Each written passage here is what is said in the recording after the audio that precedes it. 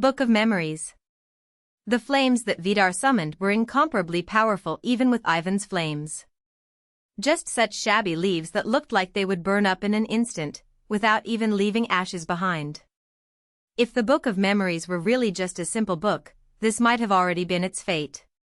Only a few moments passed until the flames subsided and the black clouds disappeared. Fenric hurried to hide Presepe behind his back, while Rick sat on her shoulder apprehensively, watching warily. His red eyes, staring at Vidar, burned with incomparable intensity. He had expected this. He knew the meeting would happen like this. Perhaps Presepe's arrival here with her body alone was a miracle in itself. But there's something strange. Vidar, who Fenric thought would pounce on them at any moment, did not move an inch.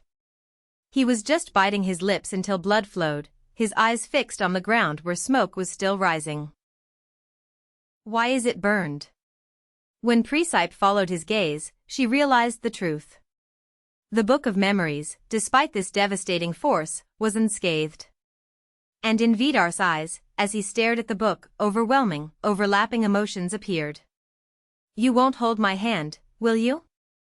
Eventually, you'll come back to take shelter in Fenric's arms, right? You're going to leave me again, aren't you? So shouldn't I erase all of this? Perhaps I will be freed from these suffocating feelings. Or maybe he wanted to prove something.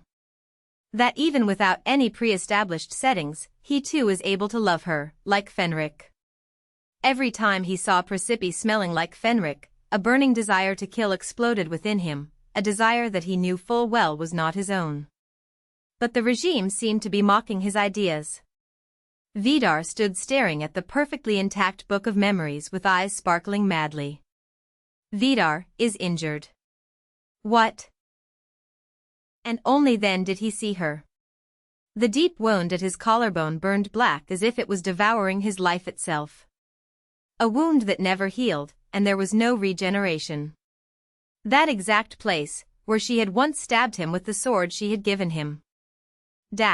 But we must always remember that when he returns, not even those born from the womb of great legends will be able to eliminate him, nor will weapons that are linked to tearful tales kill him, nor will the blessings of any ruler be able to kill him. Everything will start from him, and everything will end with him. That's what was written in the document that Siegfried secretly stole from the church. Her words are still clearly imprinted on Fenric's memory. No one, and nothing, can kill him. Especially, those who are prisoners in this world, bound to it, bound by its tight chains. The first feeling that came over Fenric when reading that text was an enormous emptiness, a sense of futility. Nothing can kill him? But his thoughts did not stop there. There was no need for legend, no stories, no blessing. If there was someone or something that didn't even belong to this world, perhaps he would have been able to kill Vidar. This is what reality has proven.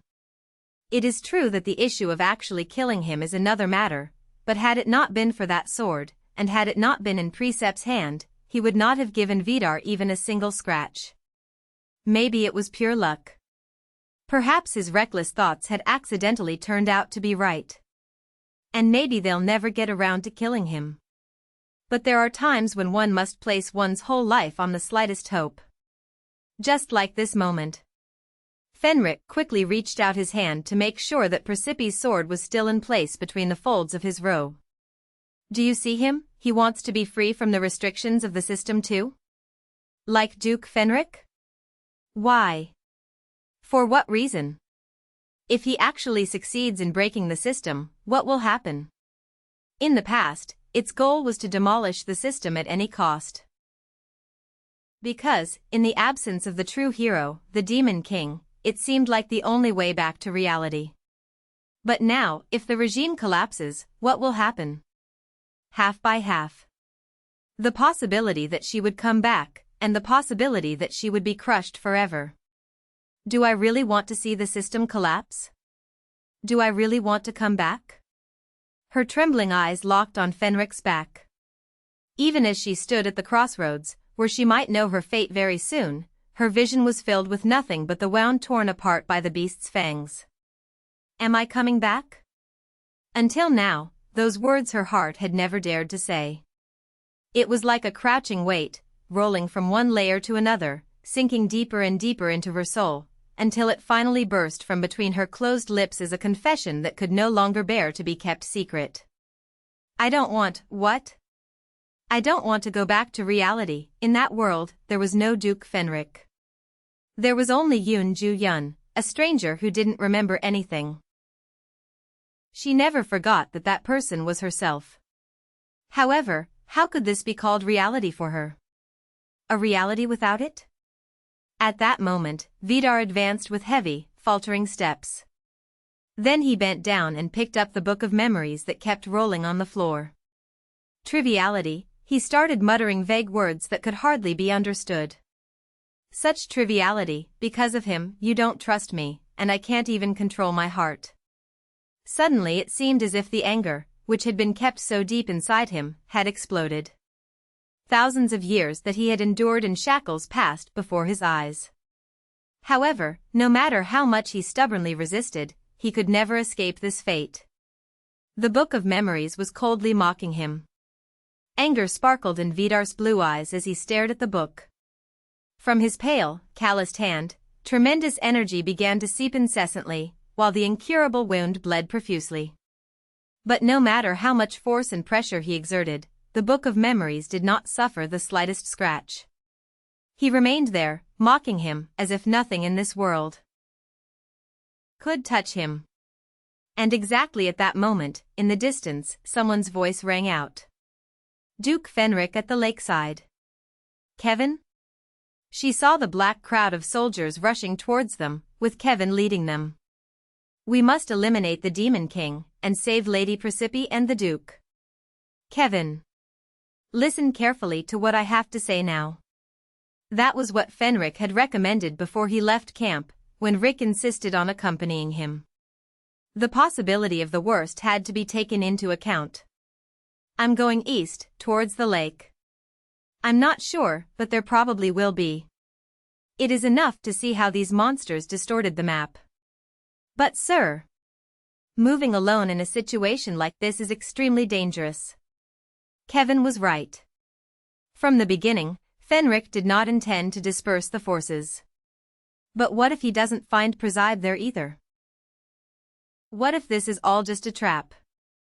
In that case, it was better to bet his life alone. If a full hour passes and no news comes from you, excuse me? Then he told Siegfried the truth. After all, he's the only one who knows the forest by heart now. Sir Duke. But I will send signals every 30 minutes. If it continues uninterrupted for 2 full hours, and only a little remains until dawn, then, Chuck. The further the walk went, the more Rick insisted on it. However, it was inevitable. Fenric kept checking his watch, sending out, as he promised, those little blips, short-lived flares, every 30 minutes. Then, you should lead everyone to the bank of the East Lake. Most likely we will have a confrontation there. It's the Demon King. There, the Demon King. The sharp scream this time was from one of the priests who was walking behind Kevin. As soon as it rose, tension appeared on the soldiers' faces, but they did not go back down. Instead, they rushed together towards Fenric. This time, we have a chance. No doubt. Then, Fenric lowered his long sword. Then he took out from his chest the souvenir that Vanessa had given him, and which Presepe had given him one day.